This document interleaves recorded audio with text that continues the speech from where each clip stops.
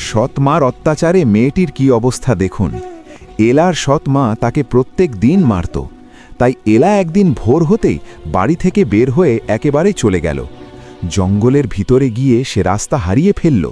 পরে সে একটু দাঁড়িয়ে তারপর আবার অন্যদিকে ছুটতে লাগল।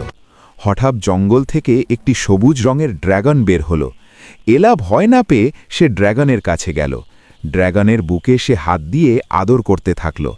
এতে ড্র্যাগনটি খুব খুশি হল। ড্র্যাগনটি এলাকে তার পিঠে নিয়ে উঠতে শুরু করল। উঠতে উঠতে মেঘের উপরে উঠে গেল, যেখান থেকে নিচের ঘরবাড়িগুলোকে ছোট ছোট দেখা যায়। এলা খুব আনন্দ পাইতেছিল।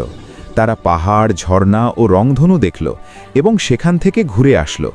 তারপর ড্র্যাগনটি একটি বড় পাহাড়ের চূড়া এসে বসল, এলাকে কোলে নিয়ে ঘুম পাড়িয়ে দিল।